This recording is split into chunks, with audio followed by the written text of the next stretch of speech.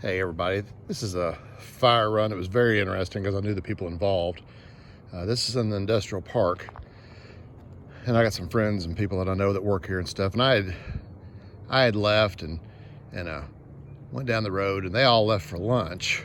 And one guy stayed behind, and there's a wood burning exterior stove out here that was going. And it was I don't remember what time of year it was, but it was a what do you call it, red flag day. Means that the humidity is super low, the wind conditions are right, and temperatures are just right, and it's against the law to burn anything at all. Well, this is exempt, I'm sure, because it's part of their heating system for their water and stuff. But anyway, it was so dry that some embers fell out when he was unloading some stuff. He caught some grass on fire. So it was not this smooth back then. It was imagine just a little bit of vegetation and a lot more junk. But I had left, and they toned it out for the city fire department, which I was on the county, not the city, and they said fire behind building and such. Like, oh crap, I know exactly where that is. So I rapidly did a jump the run, did a U-turn, came back. First on the scene, one of their employees was still here at the time, and he was trying his best with a garden hose to put it out. And what it did, that fire was so hot. Imagine the flames lapping up over this door. That awning was not there at the time, I don't think. And it was so hot there that it singed the paint on the inside of the building.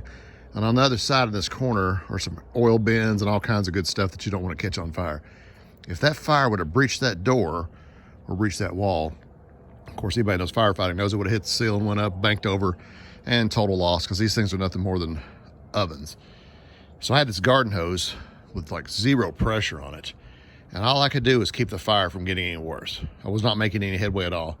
I mean, it was so close that if somebody had a 2-liter Coke bottle, that would have overcome the BTUs enough that I could have made some headway. All I could do was hang in there. They toned out the city fire department. It's like, come on, come on. And every time you're on a run, even if it's a quick response, it seems like 3 days. But they pulled up, and the old engine 30 or pumper 31 pulled up, and then they pulled a line off of it, and it was Big John Durr was on it. I don't remember who else was on it. And they had trouble getting it in pump for some reason. I'm hearing it grinding and grinding, hearing some choice words from people. I was like, we have got to get this line in here. And it was bad. It was so close. And finally, as soon as I got the line going, of course, it was a quick knockout. But if I hadn't have been here and done that, a lot of those, things work out well. One guy didn't save the day. I did save the day on this. And the big save the day thing is the fact that this employee did not go to lunch with everybody else. If they'd have gone to lunch with everybody else, they'd been down to the local Mexican restaurant and wondered, I wonder how those fire trucks are going, and come back and the place is fully involved. I could have seen the smoke from the Mexican restaurant. So I really did make a difference on this one. But if the city fire hadn't pulled up, I think it was just 2 guys, but they got it going. And I'm telling you, it didn't take any water at all. You probably could have knocked this out with about 3 or 4 water cans. But the fire was so intense again that it almost breached the wall here. And then, it was bad. So just a story from Lawrenceburg at least 5 years ago, and I just happened to be listening to the radio, or I wouldn't have heard about it. So that was an interesting run from Anderson County.